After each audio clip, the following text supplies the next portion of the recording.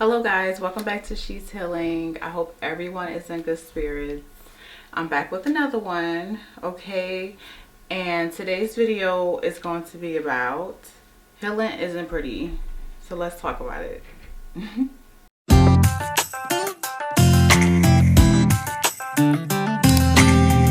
Hi guys, so yes, healing isn't pretty. It's real.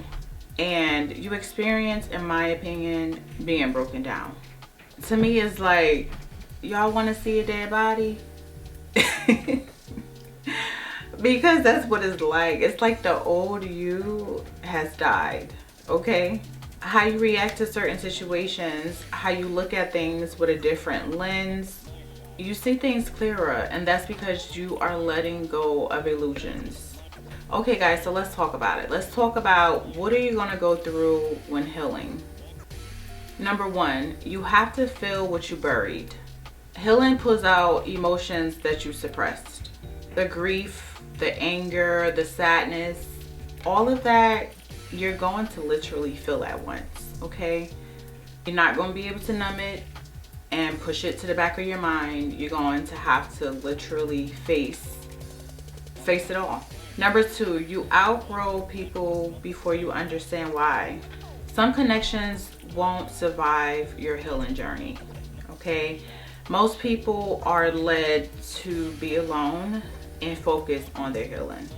This will make your friends, your family, even your lovers, your flings, whomever was in your energy, this will make them feel like you're pulling away from them, which you are in a way, but really it's like you make yourself a priority, you make your healing journey a priority. And once you choose healing, I just feel like God put you in a box, like, okay, this is what you want, here, like, do it. So yes, you're pulling away, but it's also you have to be alone to face what you're facing, and to deal with those emotions you need to be alone. You need to journal, you need to meditate, you need that strength, because it does weaken you. Literally, it breaks you down so that you could build yourself back up. Also, the further you get to your healing, the more boundaries you're going to set up, because it's like, I'm not on that anymore. So you're going to build up certain boundaries, and this is called being in alignment. Number three, you relapse into old patterns and you hate yourself for it. Healing does not follow a straightforward path, okay? Sometimes you can take 2 steps forward and then 1 step back, and you're like, oh my God, I said I wasn't going to talk to that person again. I said I wasn't going to, open that door. And you're like, you think you're past it, but then you go back, and then that's part of the healing. You like, okay, I'm done with that. You've done some work, you go back to it, you hate yourself for it, and then guess what? The next time you're not going to go back to it, because now you know you're going to feel like shit, because you're better than that. You'll have days where you self-sabotage, okay? This doesn't mean that you're a failure. It just means that you are human. Number four, you stop tolerating what you once accepted. You stop tolerating unavailability, inconsistency. You'll see red flags faster than ever. You'll say no often, more often, especially if you were saying yes to everything. When you're this yes person, okay, it could not be so good for you. All right, say if you have plans for the day, and because you don't have boundaries and you don't know how to say no to people, you had your day plan. You're going to the gym, okay? You're going to go to shower right after, and you're going to relax. Then someone calls you, yo, I need such and such.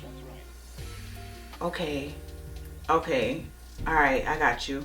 Now, after the gym, you can't go to ShopRite and get what you wanted to cook for dinner, and it's going to move into your relaxed time, and you're going to feel away.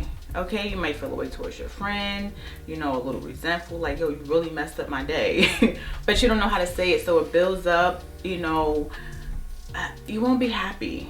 You might have an attitude now. So you learn to say no. Nah, I'm sorry, yo, like, I wish I could, but I got something to handle, or I have something to do. All right, can it wait till tomorrow? Can I send you an Uber? Can I send you some money? If you want to do that for the person. But no, I have plans. You know, the last minute stuff I can't do. And that's it. And that's all. And people may call you difficult, okay, or you acting different. But in reality, you're just unavailable for what no longer serves you. You're not that yes person anymore. You're moving different for yourself, for your happiness, and for your peace. Number 5, it gets quiet, and quiet can feel scary at first. There's no drama, there's no chaos, there's no toxic energy. You know, peace may feel unfamiliar at first, even boring until you adjust to it.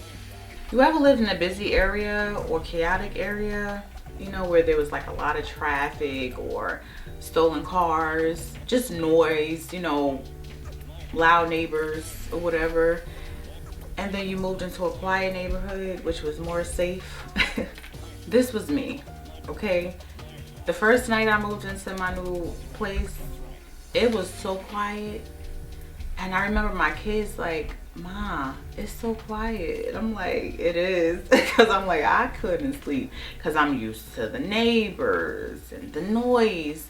So I started putting on rain sounds. That night I put on rain sounds and thunder sounds so that we could all sleep in the house, because it was literally, you could hear the grasshoppers or crickets, whatever comes out at night with that that sound.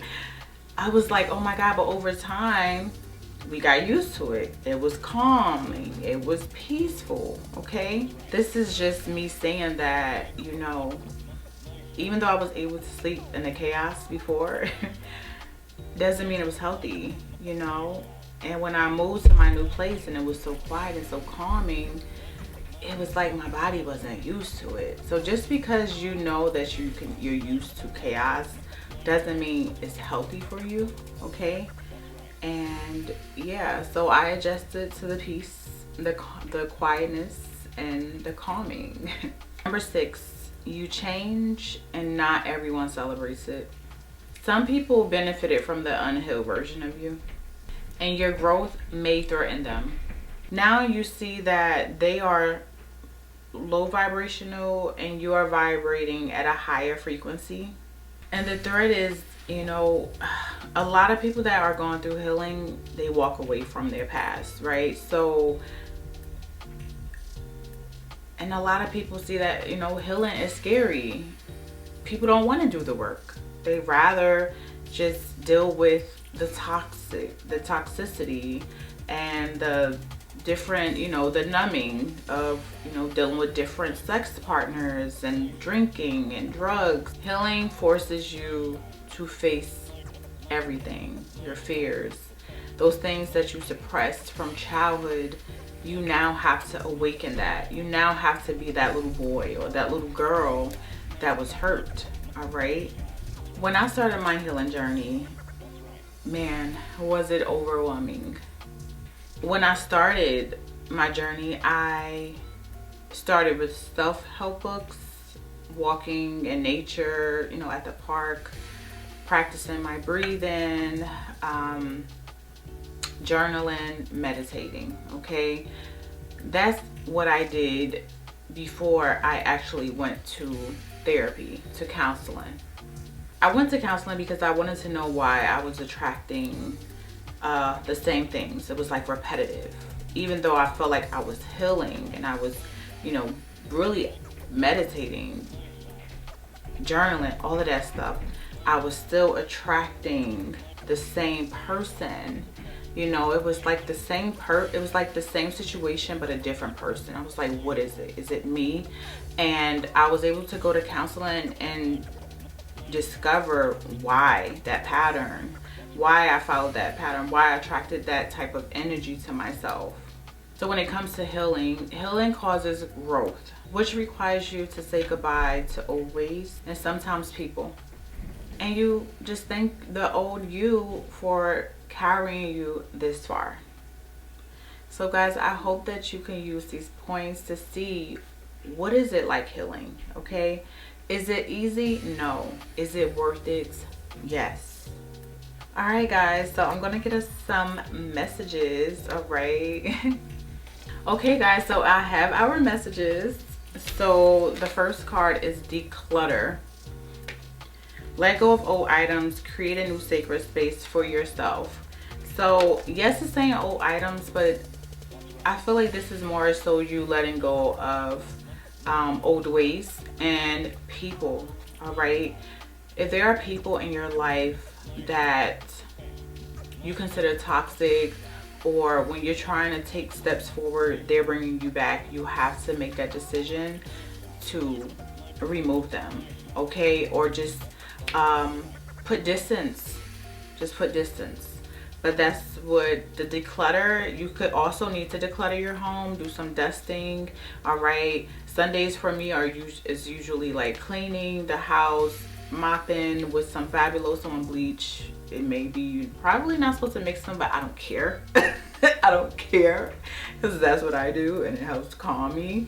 You know, burn some sage, some Palo Santo, crack the windows. But yeah, definitely declutter, guys.